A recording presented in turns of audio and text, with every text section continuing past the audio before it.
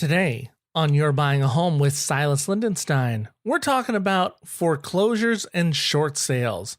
What are they, and can I save money? Hello,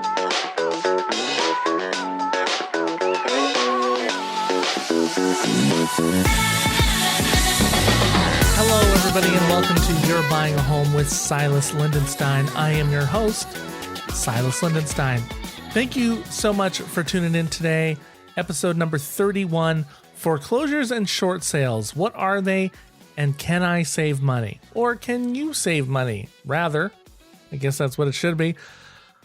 Hey, my name is Silas Lindenstein. I am a real estate agent in the Seattle, Washington area. But hey, even if you are not from Seattle, this podcast is still for you. This podcast is all about empowering and educating home buyers all across the nation. So whether you're here locally in Seattle or in Florida or Michigan or whatever, buying a house is buying a house. The process is somewhat the same. So this podcast is meant to help you out wherever you are.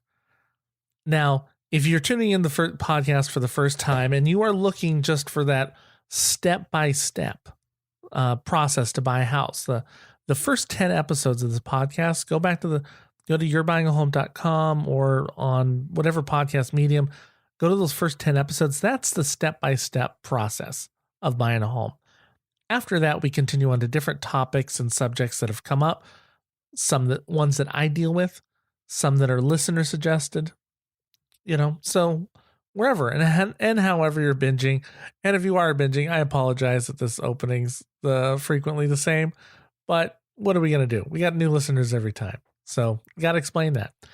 And along with that those first 10 episodes, if you actually want an ebook version of it, free, no obligation or anything, you can go ahead and email me, silas@silasgetsreal.com, and I'll send you the PDF ebook version of it.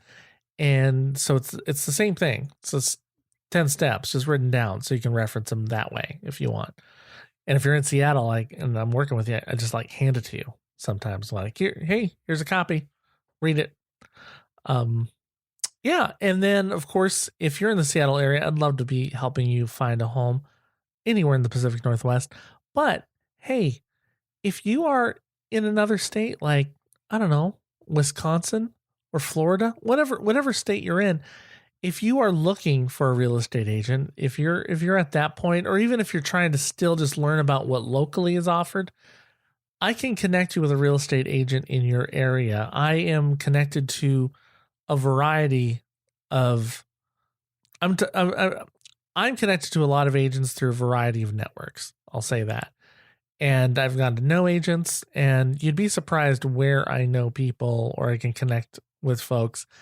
And at very least, I do some initial interviewing to make sure this is a good real estate agent. And then I connect you via email, and then it's awesome. So if you're looking for an agent, again, email me at silas@silasgetsreal.com, and I'll connect you with an agent in your area. Just tell me where you're from. Also, if you want that ebook, could you tell me where you're from? Because I'm just trying to keep track what states I send it to, because who knows in the future what I'll be doing. Yeah, that's it. And also, of course, please, if you're on Apple Podcasts or whatever medium, if you could please go and leave a 5-star rating. And if you could and leave a review, say some words on it, it really helps the scope and the rankings. And we've done really well. I've been, if you've listened to these episodes, I'm shocked on how high it's gotten on Apple Podcasts for ratings. And it's really exciting. And it's made a lot of big changes for me. And so I thank you, listeners. It's so valuable. Or very least share this with somebody that you think is going to buy a home. Just say, hey, you're talking about it. Here's a podcast for you. Okay. So on to the topic, foreclosures and short sales. Now this was a listener request, and I was going to do it anyway at some point, but I just never hadn't felt the need to talk about it yet. But I will say, one of the most common questions I'm asked is, should I get a foreclosure? Can I save money on a foreclosure? How do I get one of those foreclosures? And I don't know where this has come from.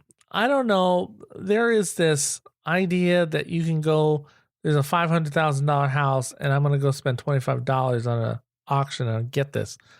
I know it's not that much. That's not what you're thinking, but you are thinking you can get this huge deal on this foreclosure. It's a beautiful house. It's wonderful condition. Just foreclosed. Look, there are ways to save money and get foreclosures. And I'm going to tell you about them. But it is a beware situation. Same with short sales, and we'll cover that in the end. A foreclosure is a home that somebody was not able to keep up payments with on their loan, or or they just stopped, whatever. So the lender is saying, we want this house back, and they have to go through notices. So first you'll get pre-foreclosures. You'll see that. You'll see that a lot on sites like Zillow, which you shouldn't use, but you'll see pre-foreclosures, right? And you're like, what's that mean? Well, it means they're behind, and the bank has notified somebody that they're behind, and they're gonna start making steps. And so it's public knowledge now that they're behind. It doesn't mean the house is ever actually gonna foreclose. It's a pre-foreclosure. For a house has to be closed on. The bank has to say, fine, you haven't paid us. And it pretty much needs to go to auction. And the buyer has a chance still to come get. He has a grace period that he can come and bring his account current, or bring the money to pay off this, pay off the debt. You can still recoup the house, right? So I think people have this idea that you can go to the courthouse steps and buy a house, and you can. That does still happen. However, even if that does happen, you need cash for the most part. Most places it's cash.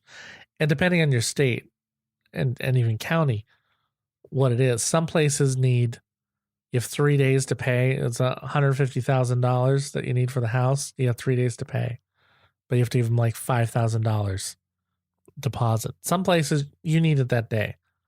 So you have to bring cashier checks in increments of like $100,000 or whatever to try to get a $400,000 home, So cash is often involved. If it doesn't sell at auction, and there's different reasons why it wouldn't sell, and some auctions even have a minimum, like the bank's not selling for $50, right? They want a minimum. Then the bank will take it back, and it becomes what's called an REO investment. And then the bank is going to sell it. Now, sometimes, depending on the property, the bank can hold on to it. I've seen that. They're like, no, we don't want to sell it yet. We think we're going to get more money if we wait 6 months. So just because the house went up for auction, didn't get there, and it's foreclosed on, doesn't mean it's going to be available. Doesn't mean they would take an offer from you either. You can always make an offer if you can find a way. Some banks have their own websites that you can go to and look at any auctions that they have going on. Not auctions, but any foreclosed stuff. And they may have a process for that. There's Fannie Mae backed homes where, here's the thing. A lot of times, sometimes when the bank takes them and they just resell them. And it doesn't matter, like, whether it was a foreclosure or not, they're just selling this house. So you're paying market value. The thing to beware, especially when you buy it on a courthouse or something like that, is often they're in bad shape. Person's not paying their mortgage. They don't care anymore, right? Or squatters got in there or something. Like, they're in nasty shape usually. So you're going to have to plan. Sure, you can get a deal on the house maybe, but then you got to spend all the money to fix it up, So it's not as cheap as it sounds. It's a real good route for investors, maybe, and depend on the town. First time home buyer. The thing is, like, right now, it's real, like in Seattle, you're not seeing a lot because unless the person's completely loopy, I don't know, they're off. It's not all working there. You can sell your house and you probably don't owe money on it still, right? If you sold it, you'd probably make money. There's definitely exceptions. It's people who bought at the really highest end of the market and then life collapsed on them. Those are the ones that end up in foreclosure situations. So, and they're also ones that end up in short sale. Now, short sales are, it's not foreclosing, but the person is, they can't keep up with payments, right? Their payment's $3,000 a month and they're bringing in $2,000 and they just can't keep up with it. Now, let's say they owe $300,000 on the house. That's how much is owed, right? But the market dictates that the house is only worth $275,000. So you wouldn't pay more than $275,000 for it. So you go to this house, and so it's a short sale. You're asking the bank to be okay with them selling the house at $25,000 less than they owe. So that's why it's short. It's short of paying off the mortgage. So you put an offer in on one of these homes, get it accepted, then it has to be accepted by the bank. And they're not quick. Like a short sale can be a breeze, like, just a normal 30-day close. Or it could be like 2 months, 3 months, 6, 12 months. There's some long short sales sometimes. So you have to, you have to be patient. You have to be patient with both these, foreclosures and short sales. But short sales require a lot of patience and flexibility. Don't get married to that house. And again, there's not a lot of short sales like around my area. So it depends on how the market's doing there. If it's booming, they don't need to. They can sell it. It's a way to get a discount, I guess, on a home though. Like, I mean, truthfully, yeah, even paying 10% less than you normally would is a huge savings. But they're not, foreclosures and short sales are not good if you are needing to get a house. If you're like, oh, in March, I need to get a house in March. That's it. You got nowhere to go. You don't want to limit yourself like that. It's not going to work because things get delayed. They just get delayed all the time. They're not the most fun to work on. Will I work on them? Yes, of course. I'm not nuts, but it's much easier just to do a regular sale. A lot of headache. But that's what they are. Yeah, that sums it up. I think everyone's looking for that auction. You can't go down with your loan from B of A or whatever, your lender, and say you want to buy this house at auction. No, you need cash. And that's where the deals really are. And be prepared that it's crap. That's what most places are like. Not saying yours is. Yours could be great. Especially if you're in a rural area. If you're in a rural area, they don't have as much of a, the situation on why the house is vacant could be a lot different. And they're cheaper to begin with. Or a lot, yeah, the housing prices aren't ridiculous like where I am, Seattle and down in Bay Area. It's where I refer a lot of people to now. Yeah, but that's it. It's not a lot to this episode, but it is questions that are asked a lot. Okay? Thank you so much for tuning in. That is the program today. It's a short but sweet one. I really hope you're enjoying these podcasts. I really hope you are, and if you are, please let me know via the review system on Apple Podcasts, or send me a message at silasgetsreal.com. And same if you are looking to buy a home in the Pacific Northwest, give me a call, or I'll hook you up with that agent you want, or I'll give you the ebook.